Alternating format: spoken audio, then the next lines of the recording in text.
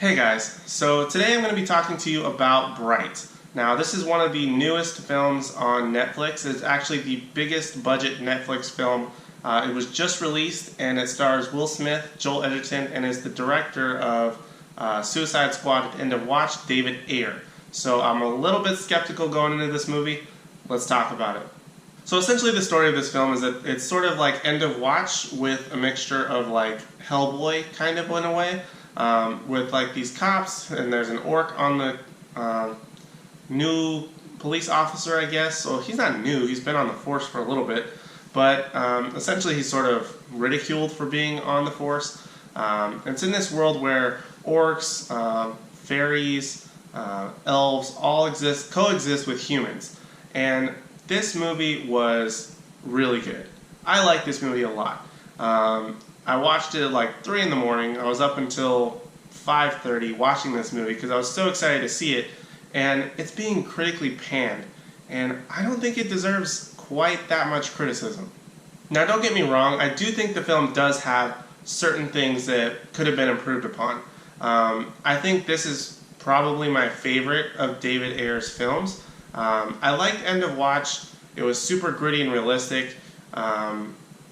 Suicide Squad, I just was shaking my head the entire time in the theater, and I just didn't like it. The trailers were amazing, and that's what the concern I had watching Bright, is that the trailer looked pretty cool. Now, is the movie going to be cool? And I am really happy to say that I liked Bright a lot. I think it's my favorite David Ayer film. There's just so many cool things, but then again, I like weird movies. I like it when like those creatures are sort of involved with real life. I like movies like the first Hellboy sort of did that. Dylan Dog, I like that. All these weird movies where like the supernatural sort of coexists with the real world. I think those are really fantastic movies that are extremely underrated. And of course, they're always the ones that people despise or that tend to be critically panned or go over the top. And I really feel like this movie did that, but also kept it grounded in that David Ayer style that End of Watch did that was really, really cool. So there's just a lot that I really liked about this movie. Yes, there are some problems here and there. Little things or scenes that maybe go on a little bit too long, or things that, like the main orc cop in this film, he sort of has this, don't want to call it a disconnect, but he's kind of bad with like his relationship and speaking with humans or interacting with people. But it really shows like he's really trying to integrate into this world, and I like that a lot. He really is a fish out of water a lot of times, but it's really, really cool. Like, I really like the aspect of it. It felt very Guillermo del Toro, with a lot of like those supernatural elements like elves and fairies and all this stuff in the regular human world. I really liked how each sort of, I don't want to call them clans, but like humans, elves, orcs, all sort of had their own areas. The elves especially seemed to have their own area, but we didn't really go too deep into that. But I really liked how this world was very coexisting. But there was a lot of struggle that I think a lot of real life situations have. And I actually really liked Bright. I was really surprised because I'm not a big fan of David Ayer's Suicide Squad, so going in I was just not super excited. But I have to say Netflix hit it on the head for this one. I feel like that a lot of the panning that critics are giving it are very unjust and unfair.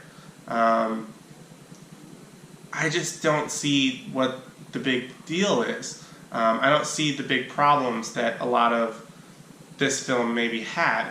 I liked it a lot. Yes, I do see little things here and there, but overall this film was actually really good. It has pretty awesome action scenes, and I have to say this film really doesn't stop from beginning to end.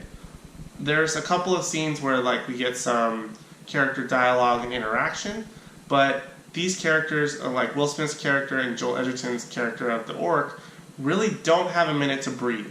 And there's a lot of times where you feel like you don't have a minute to breathe as well. between all the events that are going on. And they're constantly being attacked because they have this magic wand that everyone is after. And it's really, really cool that it doesn't let you breathe, because I think End of Watch did a good job of that towards the end of the film once it really started picking up with what the sort of main storyline was. I felt like it was very reminiscent of End of Watch, which I was kind of like iffy on that. But the overall action and the introduction of all these sort of supernatural elements really brings an awesome like introduction, or like great things to the table to make this story really interesting for me. And I really liked it. I really look forward to watching it again and sort of maybe analyzing and making sure, like, did I really like it? I watched it at 3 a.m. But I'm pretty sure I did. I really did like it. The characters were really cool. The world was really cool. I wish they would have expanded on certain things a little bit further as far as like the world building and character interaction, things like that. But I'm overall very happy with this movie.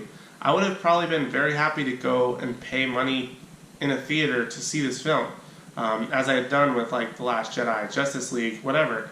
I'm happy with those movies. I was happy walking out of them. I enjoyed them. I feel like I would have done the same with Bright. I don't know if I would have actually gone to pay a ticket for it, just initially going in, and especially with the reviews. But as it's being on Netflix, it makes it a lot more accessible. I think Netflix is kind of onto something. They've already greenlit a sequel, despite the critic pandering for this film. And I'm really excited to see where a sequel can be taken with this. Again, the direction was really cool. Some of the slow-mo stuff, not really excited about that. But overall, a really stunning movie that really captivates your imagination, and I'm really interested in and really want to see more of. And I, for that reason, have to give Bright an A-. Now, I might be in the minority here in saying that I really like this movie, but damn it, I really did like this movie. It was really, really cool. And it's on Netflix. If you are a Netflix subscriber, like millions are, I would highly recommend watching it. It's totally worth a watch. And, I mean, it's not the gold standard of movies. It's not the next Casablanca, the next Gone with the Wind, the next Titanic. But it's a good movie. It's definitely worth a watch. And I highly recommend it for any of those weird movie fans like myself who like those supernatural meeting the real world sort of movies. This fits into that genre pretty well. And I really liked it, and I can't recommend it enough. So guys, those are my thoughts on End of Watch. Be sure to let me know your thoughts and opinions on the film down below in the comment section. But other than that, that's all I have for now. Thank you guys so much for watching, and I hope to see you in the next one.